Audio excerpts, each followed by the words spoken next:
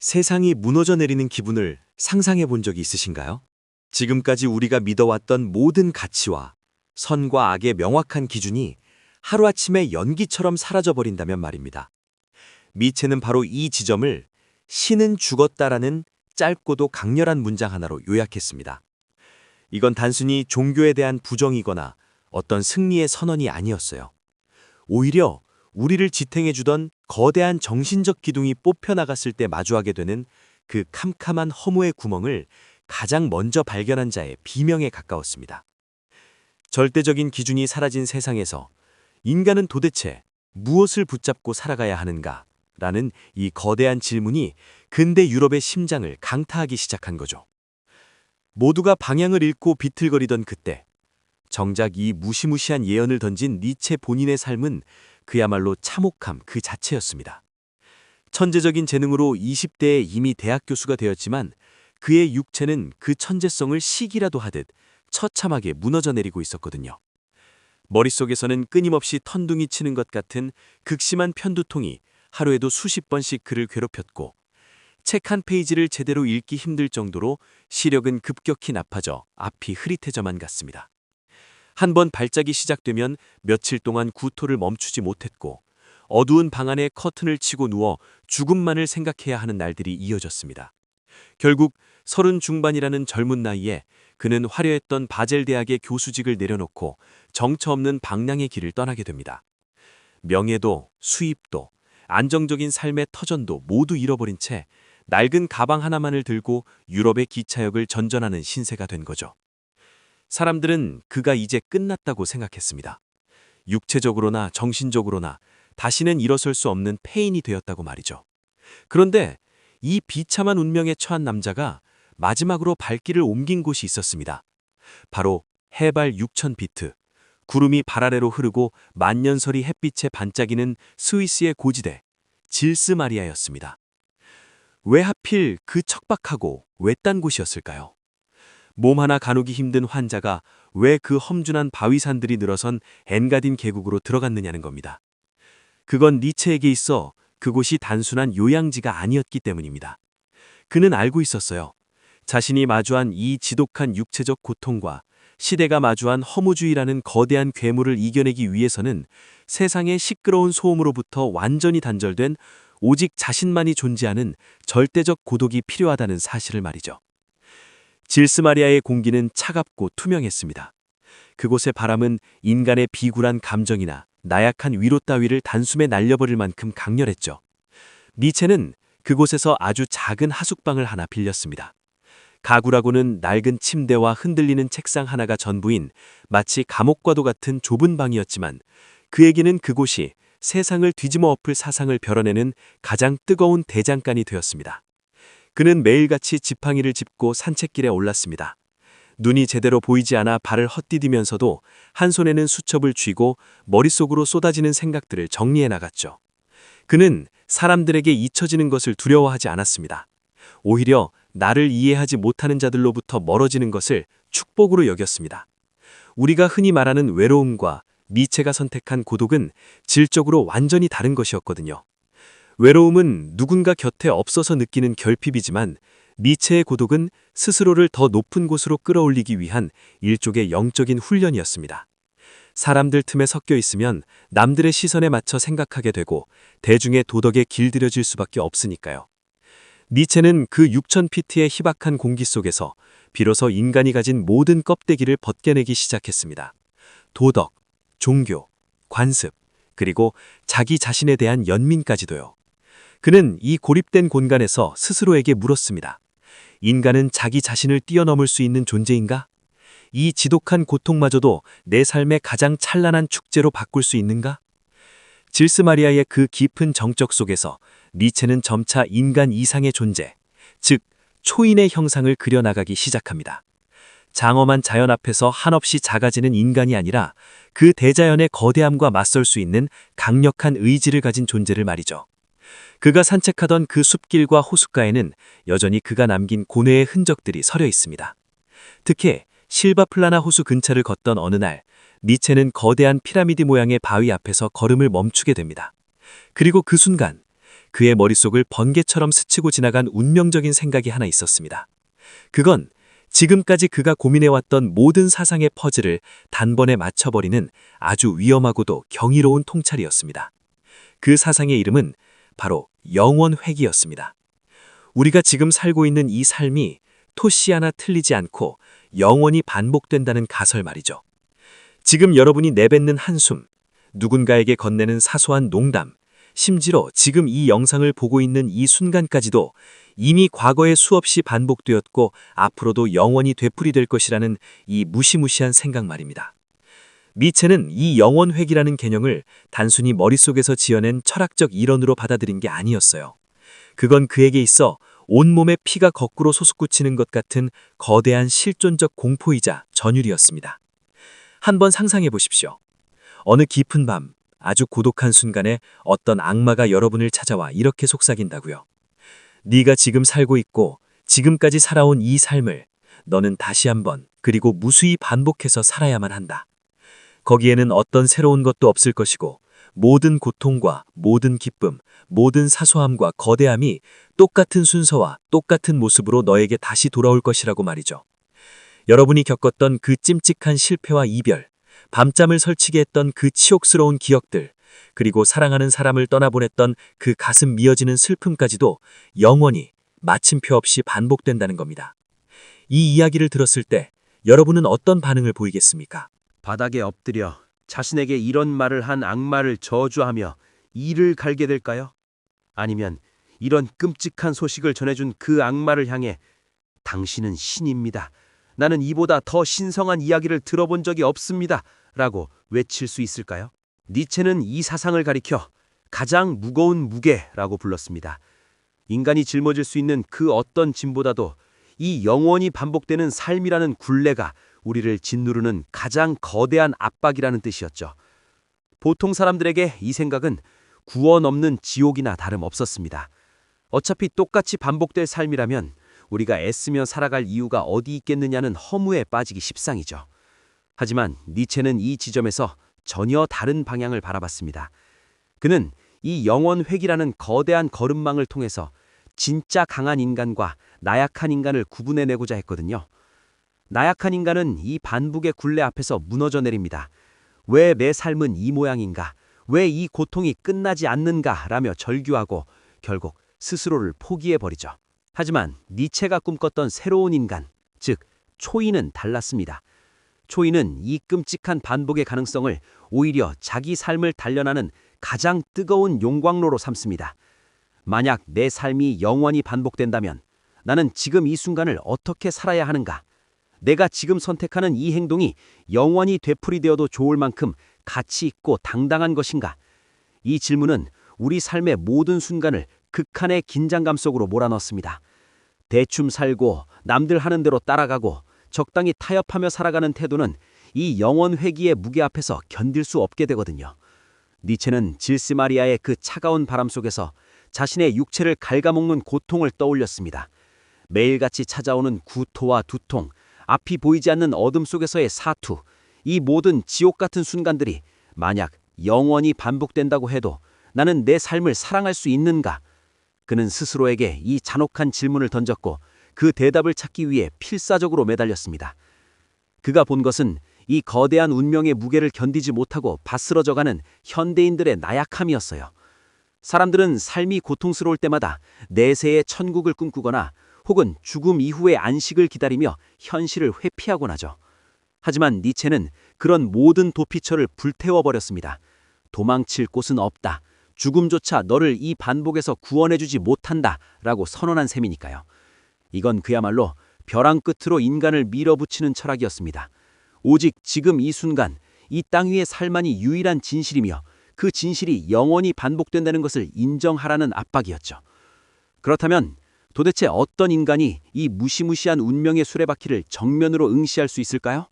어떤 정신을 가져야만 이 지독한 우주의 농담 같은 반복을 축복으로 바꿀 수 있느냐는 겁니다. 니체는 깨달았습니다. 지금까지의 도덕이나 지금까지의 신앙으로는 이 무게를 도저히 견딜 수 없다는 사실을요. 낙타처럼 남이 얹어준 짐을 지고 묵묵히 걷는 인간이나 사회적 관습에 순응하며 살아가는 마지막 인간들에게 영원 회귀는 오직 재앙일 뿐이었습니다. 그래서 그는 외쳤습니다. 이 운명을 파괴하는 것이 아니라 오히려 이 운명을 껴안고 그 위에서 춤을 출 수 있는 새로운 존재가 나타나야 한다고요. 그가 말하는 초인은 단순히 힘이 센 사람이 아닙니다. 자신의 가장 비참한 순간조차도 이것이 삶이었던가, 좋다, 그렇다면 다시 한번 이라고 외칠 수 있는 압도적인 긍정의 에너지를 가진 자를 말합니다. 이건 머리로 이해하는 논리가 아니라 심장으로 겪어내는 결단에 가깝습니다. 질스 마리아의 호숫가에서 니체가 느꼈던 그 전류는 바로 이런 인간상의 탄생을 예고하는 산통이었던 셈이죠. 하지만 말처럼 쉬운 일이 아닙니다.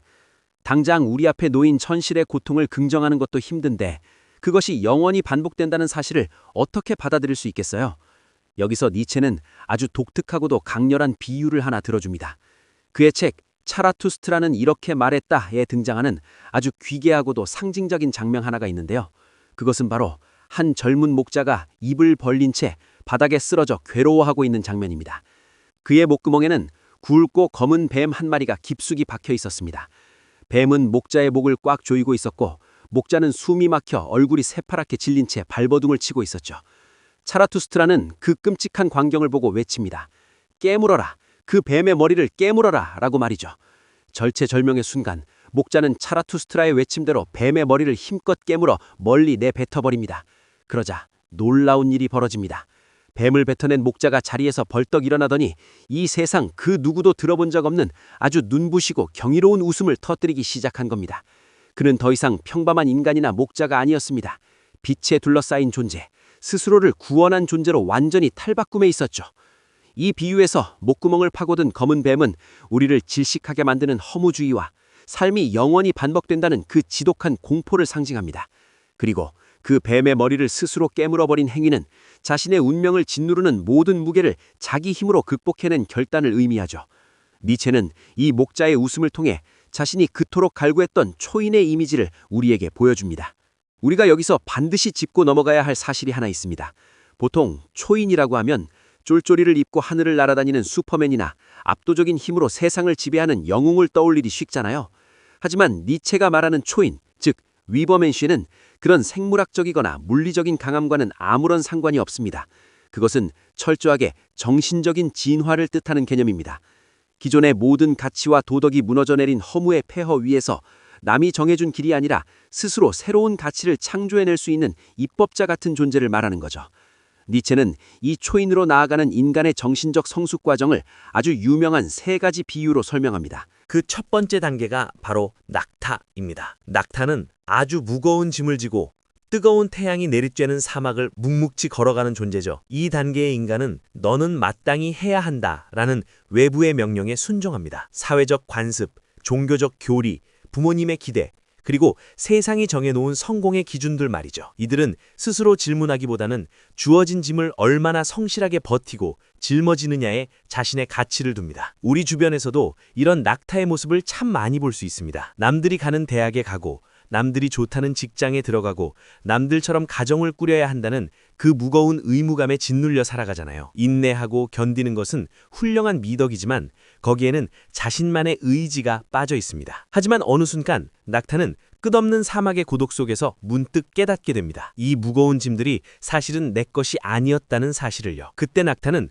두 번째 단계인 사자로 변하게 됩니다. 사자는 더 이상 짐을 지지 않습니다. 오히려 자신을 억누르던 그 거대한 용, 즉 너는 해야 한다 라고 적힌 황금 비늘을 가진 용에게 맞서 싸우기 시작하죠. 사자의 정신은 나는 하고자 한다 라고 포효합니다. 수천 년간 인류를 옥죄해온 낡은 도덕과 가치들을 향해 아니요 라고 외치는 저항의 단계입니다. 이것은 위대한 파괴자의 모습입니다. 기존의 가치가 가짜라는 것을 알아채고 그것을 부술 수 있는 자유를 얻은 상태죠. 하지만 사자에게도 한계는 있습니다. 사자는 무언가를 부정하고 파괴할 수는 있지만 그 파괴된 자리에 새로운 가치를 세우는 창조의 능력은 아직 갖추지 못했거든요. 그래서 니체는 마지막 세 번째 단계로 가장 뜻밖의 존재를 제시합니다. 그건 바로 어린아이입니다. 사나운 맹수였던 사자가 어떻게 다시 작고 약한 어린아이가 되는 것이 최고의 단계일까 싶으시죠? 하지만 니체가 본 어린아이는 그 어떤 존재보다 강력한 창조의 힘을 가지고 있었습니다. 어린아이는 망각할 줄 압니다. 과거의 상처나 실패,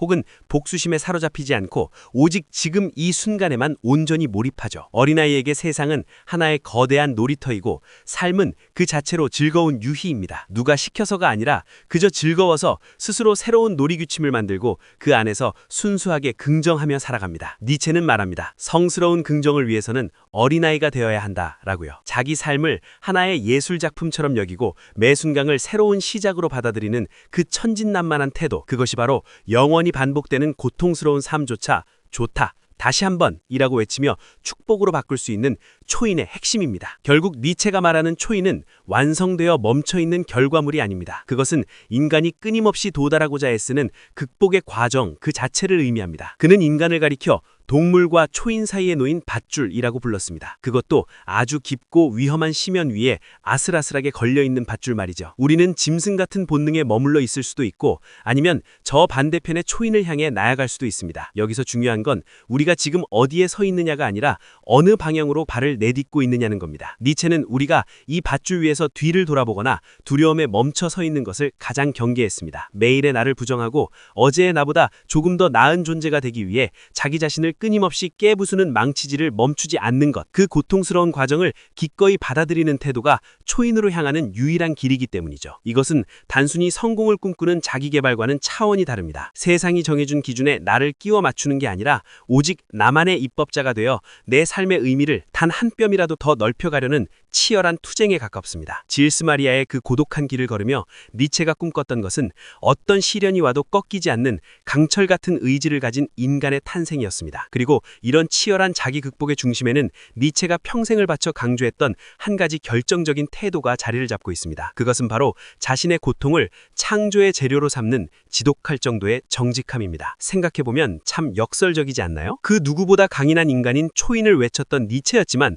사실 그의 실제 삶은 초라하다 못해 비참할 정도였습니다. 그는 평생을 지독한 편두통과 위장장애, 그리고 점점 시력을 잃어가는 공포 속에서 살았습니다. 한 해의 절반 이상을 침대에 누워 신음해야 했고 너무 아파서 눈물조차 흘릴 수 없는 날들이 수두룩했죠. 우리가 오늘날 읽는 그 찬란하고 파괴적인 문장들은 사실 니체가 이 극심한 통증 속에서 간신히 정신을 차릴 수 있는 짧은 시간 동안 쥐어짜낸 혈서나 다름없습니다. 그는 질스 마리아의 그 차가운 방에서 홀로 외로움과 싸우며 스스로에게 끊임없이 물었습니다. 나를 죽이지 못하는 고통은 나를 더 강하게 만든다 라는 그 유명한 말은 단순히 멋진 격언이 아니라 죽음의 문턱에서 자기 자신을 살려내기 위해 내뱉은 비령이었습니다. 우리는 흔히 고통이 오면 그것을 피하거나 약으로 가라앉히거나 누군가에게 의지해서 해결하려고 하잖아요. 하지만 니체는 정반대의 길을 선택했습니다. 그는 고통이 찾아왔을 때 그것을 자신의 영혼을 벼리는 숫돌로 삼았습니다. 몸이 부서질 것 같은 통증 속에서도 그는 이 고통이 나에게 어떤 가르침을 주려 하는가를 집요하게 파고들었죠. 니체에게 건강이란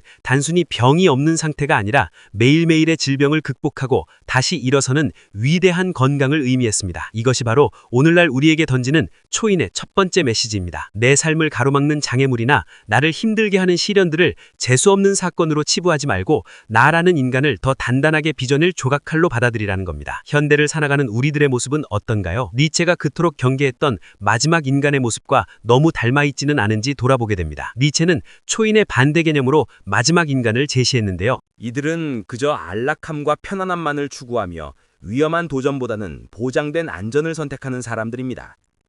남들과 비슷하게 살아가며 적당한 행복에 만족하고 갈등이나 고통이 생기면 곧바로 회피해버리는 존재들이죠.